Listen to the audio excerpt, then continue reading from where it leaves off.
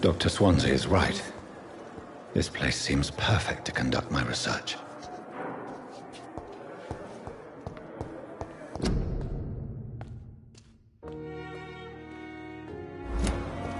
You are going to reveal all your secrets to me, even the darkest thoughts in your heart. My blood and soul, they belong to you now. Good evening, miss.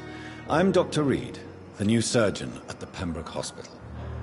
And who are you? Your name has no meaning to me, mortal. You're nothing but dust blown by the winds of eternity. I beg your pardon? What are you begging for, mortal? My clemency? Well, tonight maybe I'm inclined to mercy. You'll never forget the night you met Thelma Howcroft. You keep calling me mortal. Why is that? And if I'm mortal, what are you? Well, Dr. Reed, if you must know, I'm a vampire.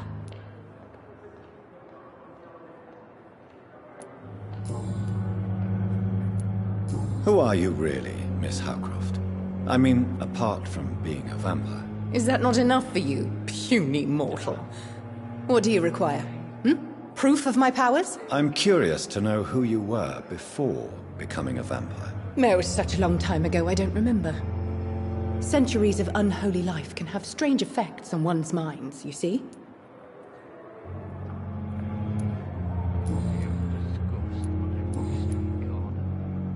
And why do you believe you're a vampire? I don't need to believe anything. It is what I am. It is what I feel within this hollow shell of flesh. Please, describe to me how you feel. What is it like to be a vampire? I can hear my body crumble from the inside as my flesh cracks and fades. I sense the last pulse of postulant blood within my drying veins. I need new blood. I see. Have you ever heard of Cotard syndrome, Miss Howcroft? Never. It's a mental illness discovered by a French neurologist named Jules Cotard. The affected patients are delusional. They believe that they are putrefying, that they are dead, a ghost or a ghoul, or in your case, a vampire. Delusional, you say? Oh, sad and petty mortal. You can't even begin to understand the concept of immortality. And you think it is I who am delusional.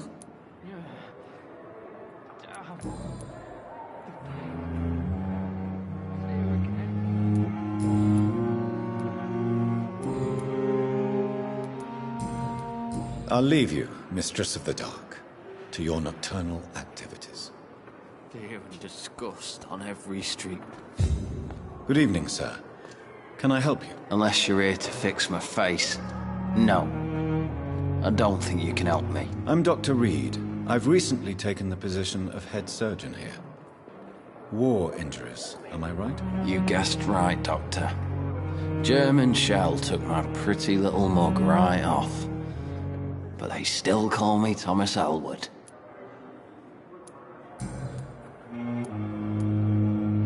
How close are you to Miss Hawcroft?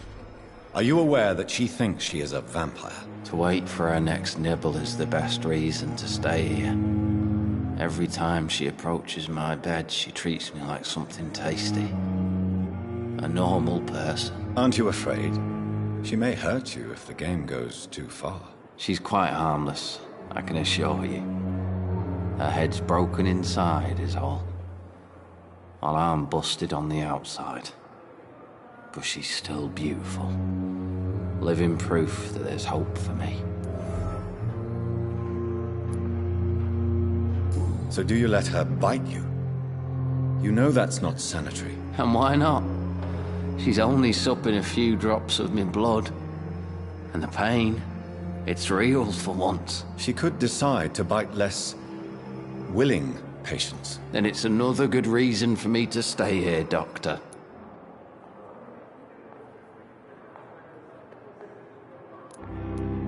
You do realize she's mentally disturbed. It's called the Cotard syndrome. She truly believes she's a vampire. In her madness, she never refers to my scars. And frankly, if I could, I'd join her world. It seems much more fun than the real one.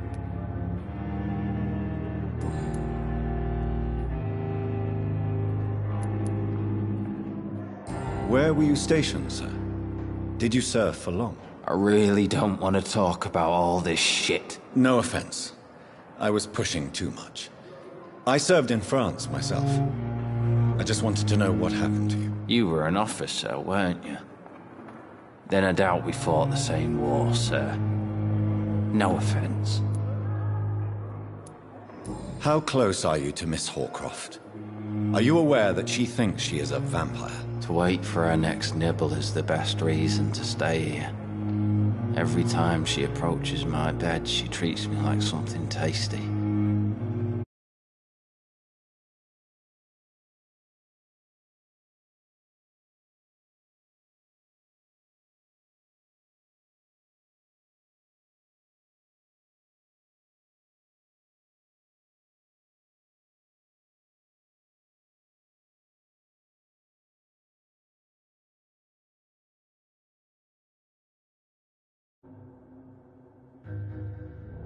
She's quite harmless, I can assure you.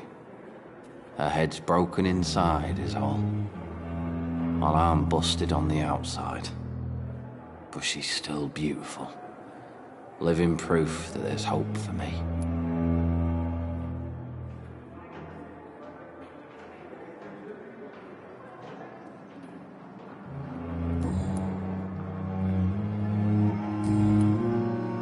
Goodbye for now, Mr. Elwood.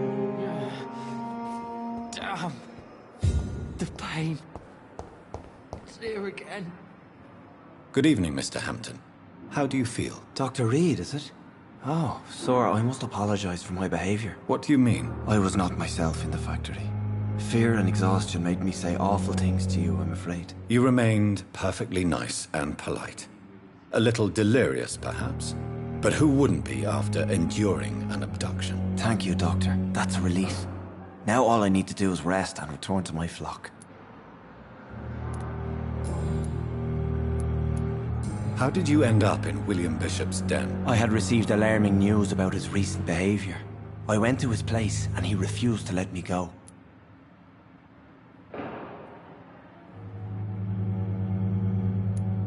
Why did he abduct you? William was an alcoholic. His addiction suddenly changed to blood.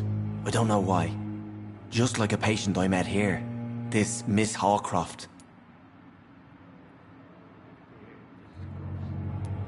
You dared to enter this awful place alone. You're a hero, Mr. Hampton.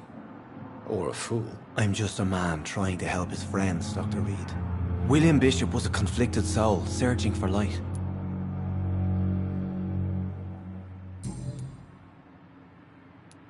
Do you know Tom Watts, the bartender from the Turtle?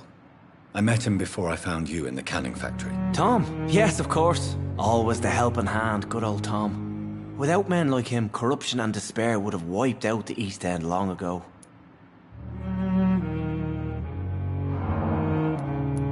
People are still in despair. How could it be otherwise? The authorities have left us all to rot in this contagious nightmare. No drugs, no advice, nothing. It's a damn shame.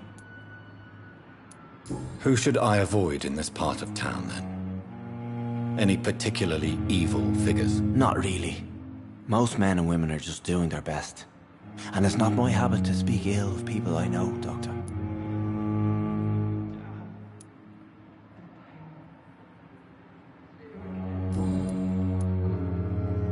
What is the general situation in the East End docks? The situation has always been tough, with a lot of tensions between the gangs and the dockers' trade union. The wet boot boys are very nervous since they lost their leader. Who leads the gang now? Since Clay Cox went missing, it's his wife Edwina who runs the show, with the assistance of her minion, Booth Digby.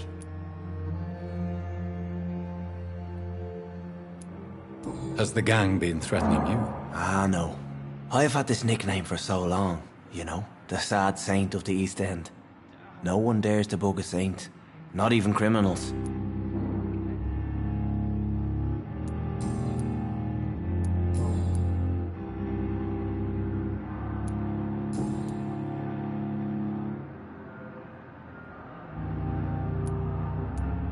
How do you feel, Mr. Hampton? Medically speaking, I mean. I feel exhausted. Beyond exhaustion, actually. William drank so much of my blood in his madness. I feel empty. You're in good hands here. Dr. Swansea is well versed in blood transfusion, and I'm sure he'll take the best care of you. Thank you, sir. I believe all I need is rest. And then I can go back to the people who need me.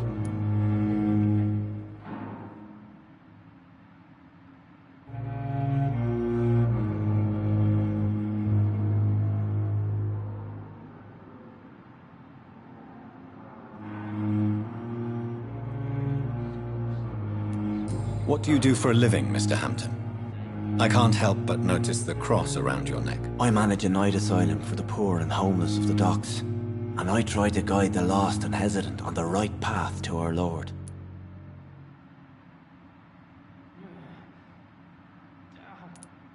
Why didn't you use your cross against William Bishop? To repel him somehow? That's a very strange question, Doctor. A cross is no magical token, if that's what you were trying to say. Not mine, anyway.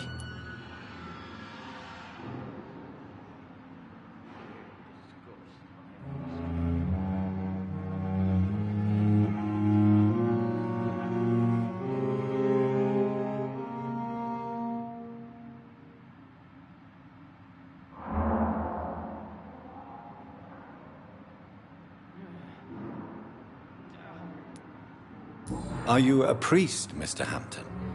A deacon, maybe? Not at all, Doctor. I'm just a man of faith willing to preach the good word. Have you made friends since you arrived? Not really, but I recognize Miss Harriet Jones. I knew her when she lived by the docks. That poor woman had such a miserable life. You never came to see her here at Pembroke? Receiving visits when sick can be an important part of the healing process, you know. We're not just bodies. You're preaching to the converted now, Doctor. To be truly honest, I thought she was dead. She left the docks many months ago. Goodbye, Mr. Hampton. We'll talk again later. See her again.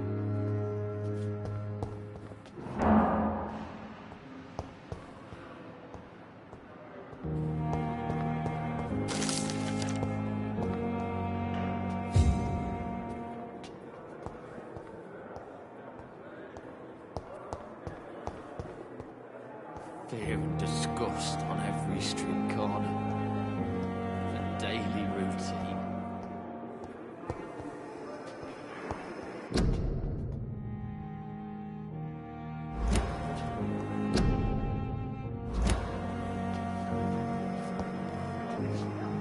Good evening, Miss Howhoft. How are you tonight? I need blood, Doctor. Warm, rich, vibrant blood.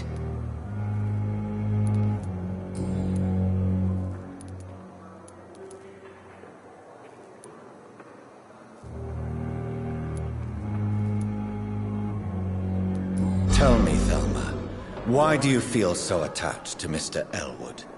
Why him? I'm not sure, Doctor. I think we have a bond of some sort. We've both suffered so much. He's the only mortal I find interesting. Do you plan to make him a vampire too? Of course not. How could I inflict my curse on anybody else? I'm not that cruel, Doctor. Would you say you and Mr. Elwood are romantically involved? No. No, Thomas is a delicate soul. Even though he disguises it. But I am not the woman he needs. No, for I am a vampire, Doctor.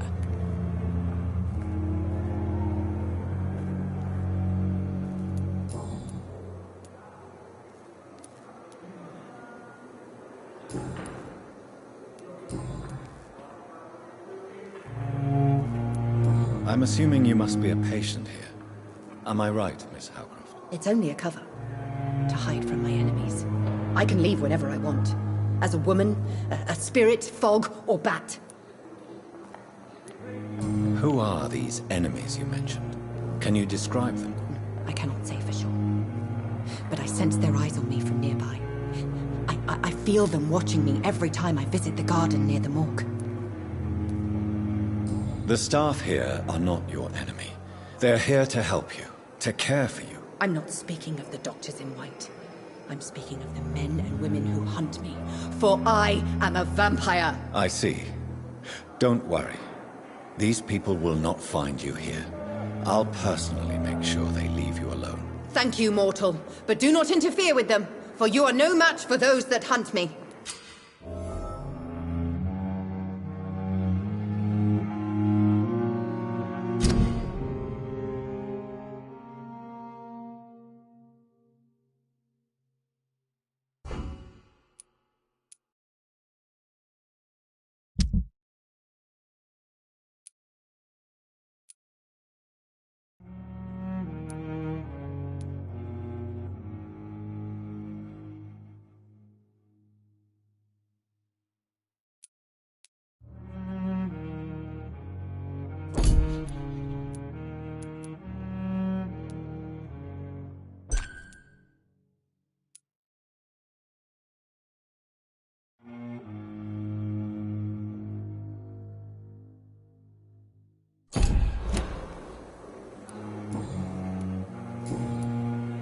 I'll leave you, Mistress of the Dark, to your nocturnal activities.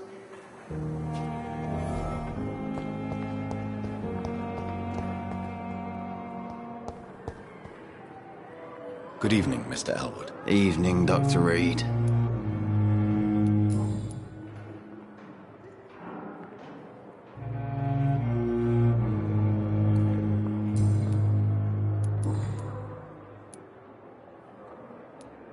How is your stay with us, Mr. Elwood? Oh, it's bliss. I just escaped death in the trenches to be surrounded again by the moans of the dying. Can I ask you precisely why you're a patient here? It's the pain, sir. The drugs don't work. It just hurts under the scars, if you get my drift. Can I do anything for your pain? Nurses gave me a bunch of pills. No effect. Told you. It's like the flames are under my skin, burning away. Who is treating you? Is someone in particular looking after your case? Nobody since the old and tired doctor spoke to me. Started to think I was forgotten about. Wouldn't blame you. You don't seem worried by that. My face hurts so much more when I smile or cry. I've learned it's easier not to speak. But be assured I'm smiling inside.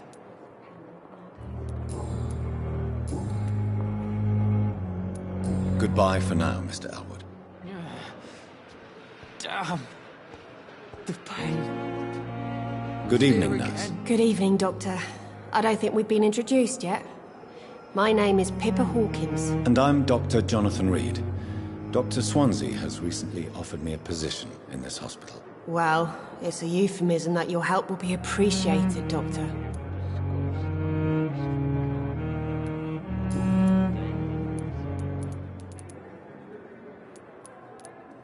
How would you describe the situation at the Pembroke Hospital? It's serious. The flu is wreaking havoc amongst the staff and patients. We are running out of everything.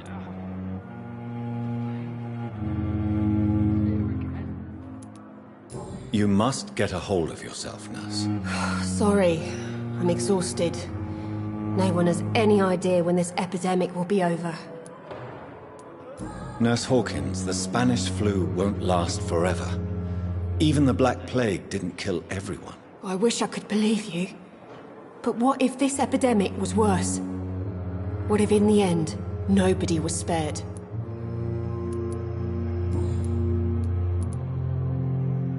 How long have you been a nurse? Well, long enough to see that the epidemic is winning. And no matter how qualified you are, don't tell me you'll change that. You'd be surprised what dedication can achieve, Nurse Hawkins.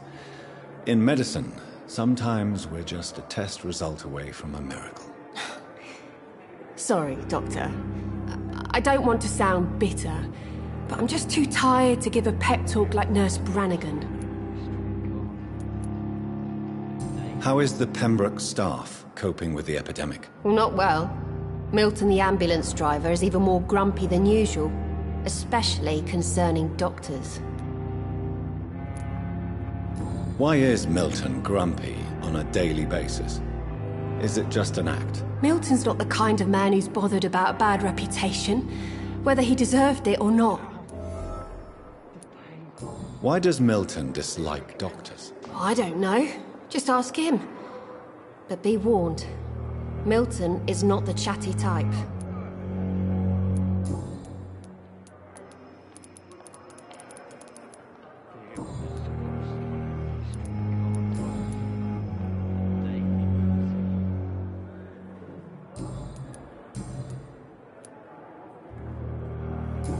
Goodbye, Nurse Hawkins.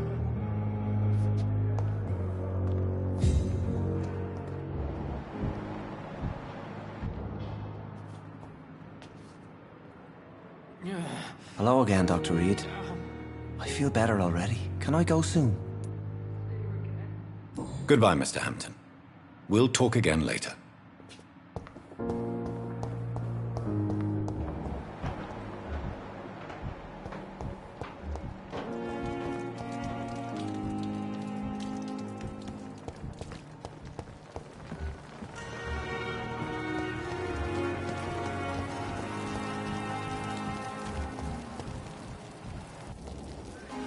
Good evening, nurse. I'm Dr. Jonathan Reed, the new surgeon here at the Pembroke. Dr. Swansea has already told us about you, sir. I'm Nurse Gwyneth Brannigan. Welcome to the Pembroke Hospital. Did he really? It's a good thing I wasn't hoping to keep a low profile. All members of staff have already read about your new blood transfusion technique. Dr. Swansea made sure of that. I see. Well, I'm a little surprised, but I suppose I'll just have to deal with this unexpected notoriety. You must know, blood transfusions are Dr. Swansea's primary subject of research. He is convinced it is the future. How are things here? Not good, to say the least. We're struggling against an invisible enemy, more lethal than any bullet from a gun. It's hard, Doctor. An invisible enemy? Quite a poetic term for a disease, especially from a nurse. Sorry, Doctor. These last few weeks have been exhausting. We could all do with a good night's sleep. Do you think this hospital can survive the epidemic? We are all volunteers here, and we're trying to hold fast, but how do we beat an invisible killer? Some nurses have already resigned. I'm not familiar with all the staff yet.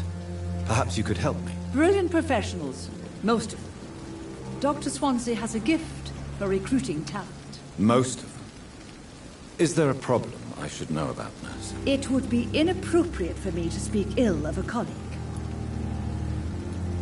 Is there anyone that stands out? Well, I have never met someone as dedicated as Dr. Tippett. He should be a standard for us all here. If only he were younger. Why should his age be a problem? I guess it's fair to say he's always pushing himself to the limits. He just doesn't know when to stop and get some rest. Nurse Brannigan, if you do know something, please tell me. Anything you say will be held in confidence. No. I may disagree with some conduct, but in the end, everybody is doing their best.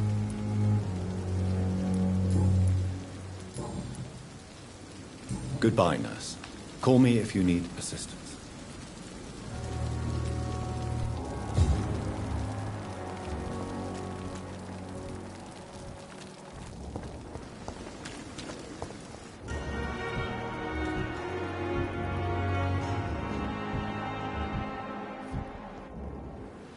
Good evening, Nurse Hawkins. Good evening, Dr. Reed. Goodbye, Nurse Hawkins. Good evening, sir. I'm Dr. Jonathan Reed. I'm new here. I've already heard about you, Dr. Reed. I'm Milton Hooks, the ambulance driver for this shithole of a hospital. That's quite a blunt introduction, Mr. Hooks. You can call me Milton. I like to speak my mind, Dr. Reed. Perk of the job. Don't judge me, and I won't judge you. I'm not sure I understand what you're talking about. Well, I'm no doctor, but I'm pretty sure a gun can't be used as a surgical instrument. You have a keen eye. I learned to shoot during the war, and have carried one ever since. Old habits die hard. No need to explain, Dr. Reed. And if you ever need a better gun, remember, I may have something for you.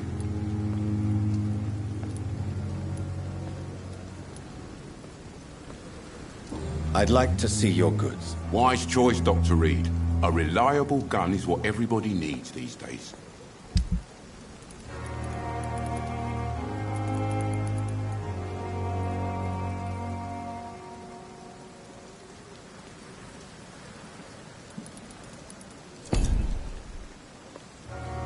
Good evening, Milton. Good evening, Doctor. Still trying to save lives?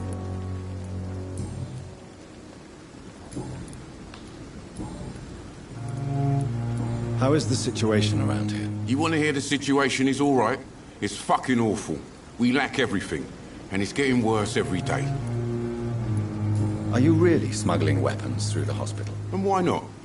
I've already been attacked by patients, you know. And by gang members willing to steal my money. But you're not defending yourself. You're selling guns to civilians. You keep people alive your own way, Doctor. I offer them another way to protect their health. Why do you have such a mediocre reputation among your colleagues, Milton? Fuck them. Nobody knows the horrors I've seen since working here. This city was sick long before the epidemic, Dr. Reed. I know it's a difficult task, but correct me if I'm wrong. Is this not the job you are paid to do? I've seen babies left to die while their brothers were properly fed. Underage girls and boys sold to all manner of perverts. I'm sorry, I don't know what to say. Yeah, exactly. We lack words. So excuse me if I don't look on the bright side of life.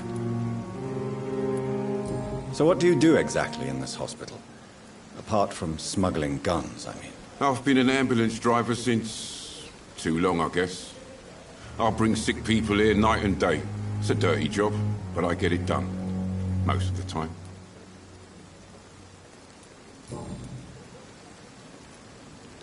So what do you do exactly in this hospital? Apart from smuggling guns, I mean. I've been an ambulance driver since... too long, I guess. I'll bring sick people here night and day. It's a dirty job, but I get it done. Most of the time. Since you're on the front line, how is the sanitary situation in this vicinity? It's a complete disaster. It's even getting dangerous to enter some streets or buildings. Even the locals attack you. It sounds like things have been a bit rough recently. What's happened? Yesterday I got attacked by the patient I was bringing here. I escaped through the hospital's garden, but I lost my wallet when I was running. You left an infected patient outside the hospital? That's incredibly dangerous. Go there yourself if you want, but be careful, Doctor. I'd rather not bring your dead body back.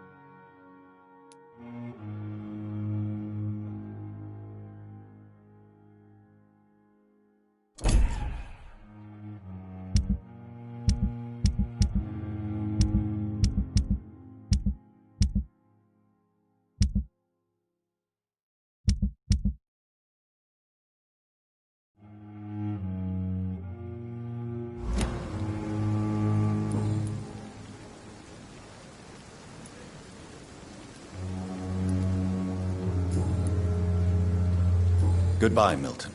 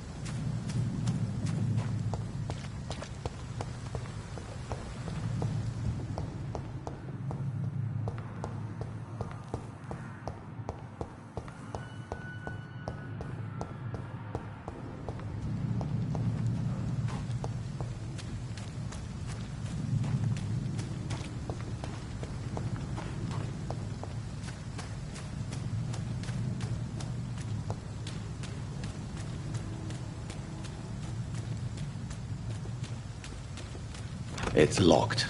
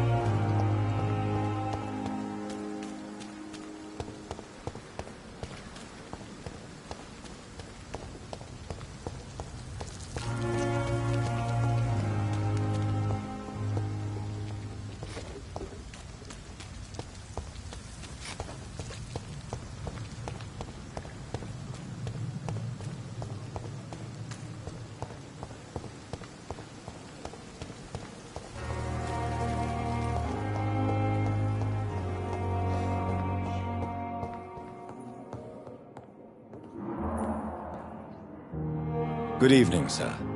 I'm Dr. Reed. May I help you? I don't know if a third opinion is needed. Your colleagues are already arguing about my condition. I see. Would you mind telling me more about your situation? I'm Harvey Fiddick. All I want is to get me bloody arm fixed properly.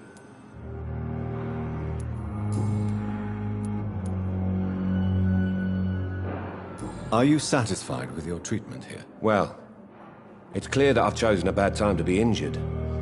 Forgive my bluntness, but you seem overwhelmed by cases of the flu. I won't lie to you about it. I'm afraid we are. Are you sure you don't want to operate yourself, Dr. Reed? I have the feeling you're very capable, and your colleagues seem to think so too. In other circumstances, you would be right. But for now, I don't think I can take on the responsibility. My apologies.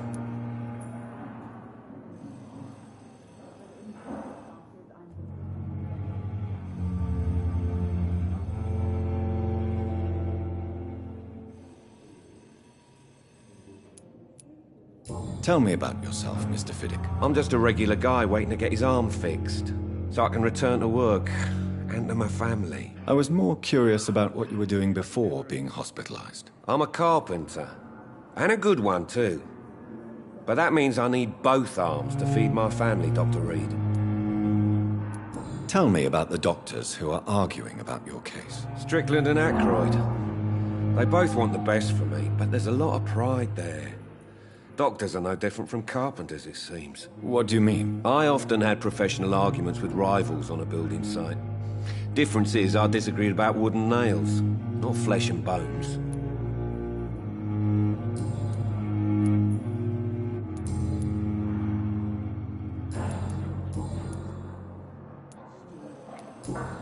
Goodbye for now, Mr. Fiddick. I'll see you later. I will not let you down, my boy.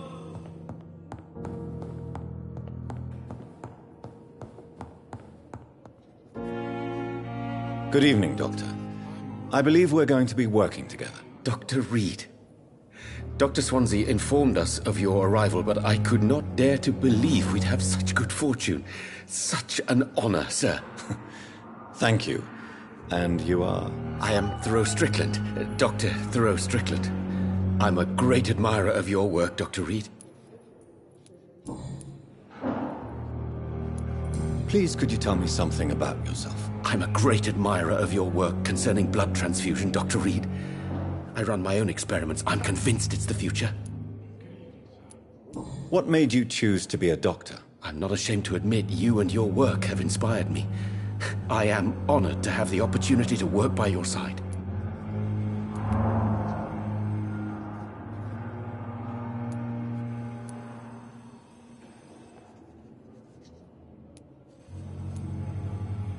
It's always a pleasure to share scientific and medical knowledge with someone eager to learn. I'll be glad to help you if I can. This epidemic may be the century's most terrible disaster, but I'm convinced that we, as doctors, are the only ones able to defeat it. I based my technique on my mentor's research. He helped me perfect my method. What is yours? I'd rather not talk about it. For now, it's just theories and first approach. My process is purely experimental and unsuccessful. As long as you're cautious and methodical, you may remain empty-handed, but you won't fail. You're not the first one to warn me, but I am convinced knowledge is the main weapon against the ravages of this epidemic. What can you tell me about the Pembroke? Well, it has always been an honor to